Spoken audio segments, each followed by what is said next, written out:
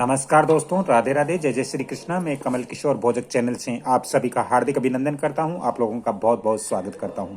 दोस्तों, आज हम इस वीडियो के अंदर जानेंगे कि वास्तुशास्त्र के अनुसार हमारे यदि हम जिस भूमि पर मकान बना रहे हैं या जिस जमीन पर हम गृह निर्माण कार्य कर रहे हैं, तो क्या वो मकान हमें अच्छे परिणाम देगा? क्या उस मकान के अंदर हम अच्छी आय व धन समृद्धि हमें मिलेगी?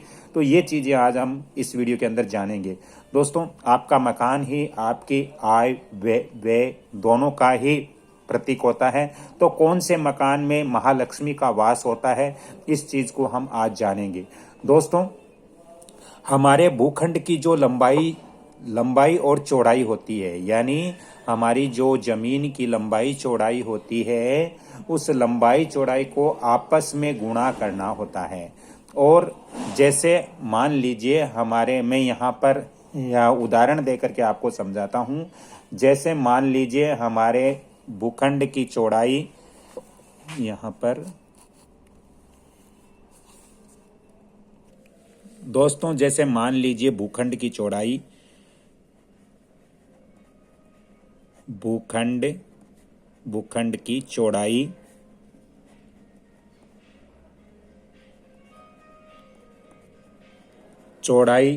दोस्तों 11 गज है और भूखंड की लंबाई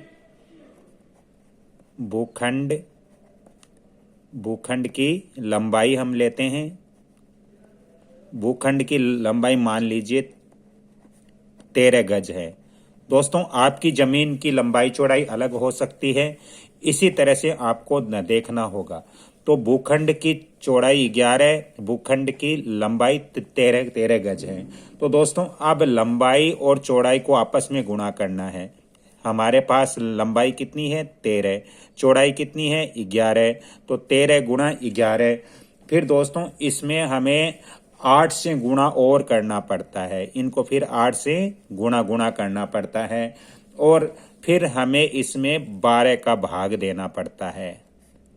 इस तरह से हमें देखना पड़ता है, यानी भूखंड की लंबाई गुणा चौड़ाई गुणा 8 भागा 12। तो यहाँ पर हम देखते हैं कि भूखंड की लंबाई है 13 गज, भूखंड की चौड़ाई है 11 गज। तो यहाँ पर 13-11 को गुना किया हमने, तो आया हमारा 143। अब 143 को हम बटा 12, क्योंकि यहाँ 12 से भाग देना है, तो 143 को 12, यहाँ पर 143 को फिर हम 8 से गुणा करेंगे। तो हमारे यहाँ 143 को 8 से गुणा करेंगे तो हमारे यहाँ संख्या आई 1144।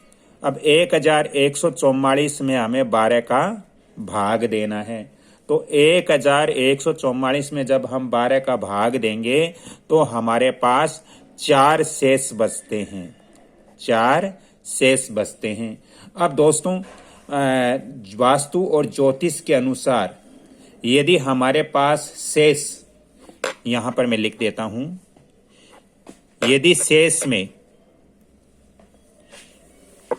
दोस्तों हमारे पास यदि शेष बचते हैं, शेष बचे,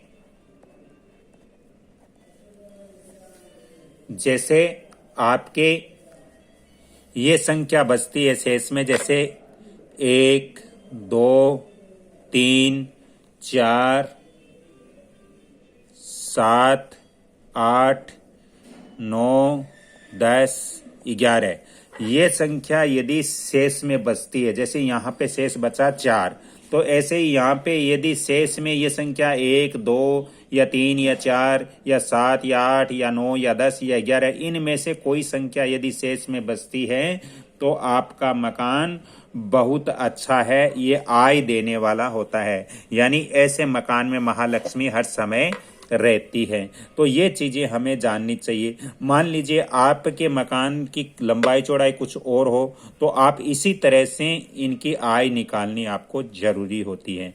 तभी आप देख पाते हो कि हमारे मकान के अंदर महालक्ष्मी रहेगी या नहीं रहेगी, इस मकान में दरिद्रता रहेगी या फिर इस मकान में हर समय लक्ष्मी का वास होगा, हमारे पास पैसे होंगे।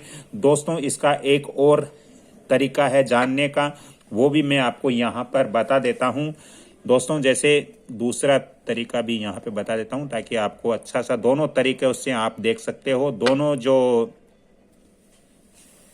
यहाँ पर मैं पहले इसका सूत्र भी लिख देता हूं, क्योंकि सूत्र से आप बहुत ज्यादा जल्दी समझ पाओगे। दोस्तों, इसका सूत्र है लंबाई, भूखंड की लंबाई गुणा चौड़ाई, भूखंड की लंबाई गुणा चौड़ाई गुणा 8/12।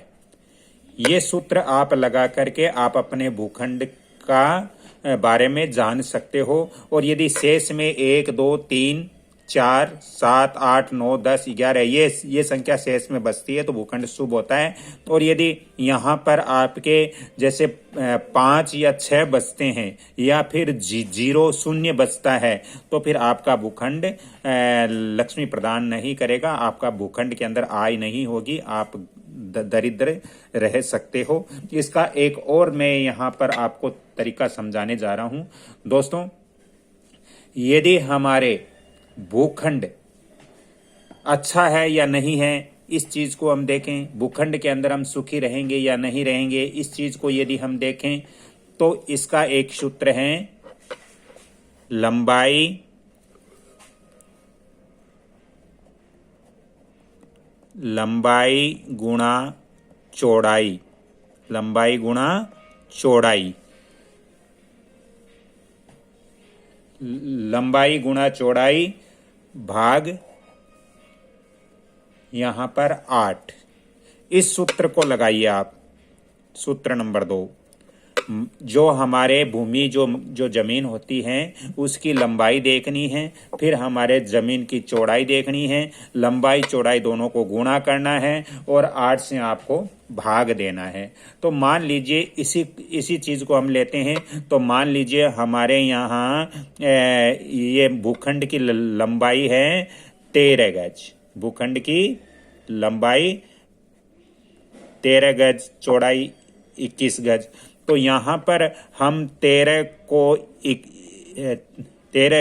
11 से गुणा करेंगे तो हमारे पास संख्या आएगी 143। अब 143 में जब 8 का भाग देंगे तो हमारे पास शेष आएंगे 7। अब दोस्तों, यहाँ पर शेष 7 आए, इसलिए यहाँ पर ये संख्या 7 आ रही है। तो ये हमारा भूखंड बिल्कुल इस यदि भूखंड के ऊपर, इस जमीन के ऊपर यदि हम मकान निर्माण करेंगे तो हमें हर समय सुख शांति और आय हर समय मिलेगी। हमारे घर के अंदर इनकम के सोर्स बढ़ेंगे और घर बहुत ही सौम्य तरीके से हमारा जीवन व्यतीत होगा। तो ये चीजें आप वास्तु अनुसार भी जान सकते हो और ज्योतिष गणना के अनुसार भी आप जान सकते हो।